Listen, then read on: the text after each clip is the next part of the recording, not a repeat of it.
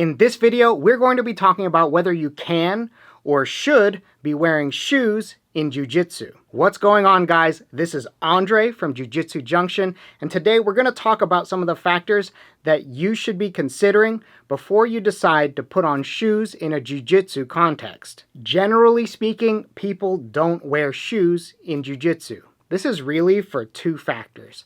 The first factor is that traditional martial arts are usually practiced barefoot. The second reason is that Jiu-Jitsu competitions and tournaments are done barefoot. So it kind of makes sense that your training would be done barefoot as well. So really, you shouldn't be wearing shoes unless you absolutely have to.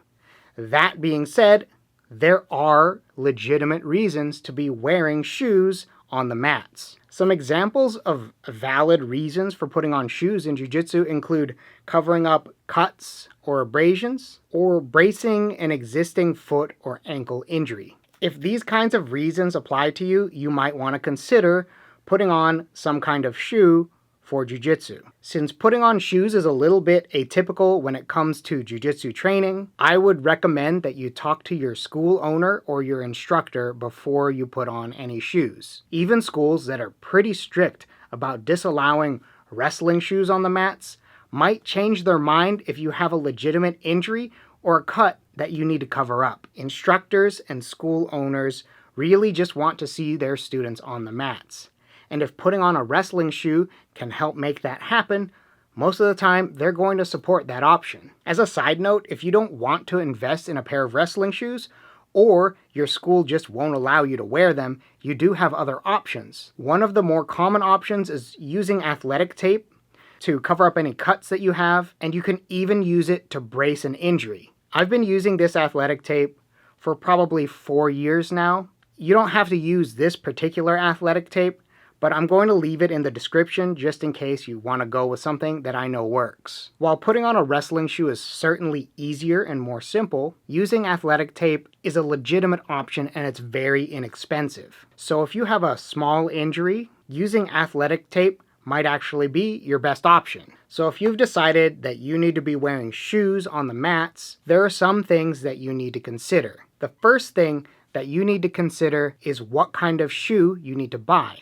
Generally speaking, the best choice for almost everybody is a wrestling shoe. If you're thinking about buying a wrestling shoe to more easily cover up cuts or to brace a short-term injury, you really don't need to be spending a ton of money. When you pay for an expensive shoe, you're paying for the brand or durability that might be more than you actually need. When I turned my ankle, I decided to buy a wrestling shoe just to make it so I could stay on the mats. I had a really good experience with this one, and it served me well off and on for a couple of years. Now, it didn't wear out after those couple of years. I actually loaned them to a friend, and I forgot about them, and then I moved, so I never got them back. You don't have to go with this one. I had a good experience with it. I'll put a link down in the description below just for your convenience. But really, just buy a budget or a mid-grade wrestling shoe. That will suit your needs just fine if you're looking to brace an injury or just to have them on hand for occasional use. Keep in mind that just because you're wearing a wrestling shoe doesn't mean that you should be wearing them out and about and then also using them on the mats. Whenever you get on the mat, you should be putting on your shoe on the side of the mat, and whenever you get off the mat, you should be taking your shoes off. This is for hygienic reasons. You really don't want to be walking to and from the bathroom in shoes and then training on that same surface. Another thing that you need to consider is that your grip and connection to the mat will be quite different if you're wearing a shoe. Wearing wrestling shoes changes your connection to the mat a lot. This means more grip and more friction. This really changes your ability to pivot and transfer force through your feet. It really makes grappling easier in many ways. And you can really feel the difference whenever you're practicing dynamic movements.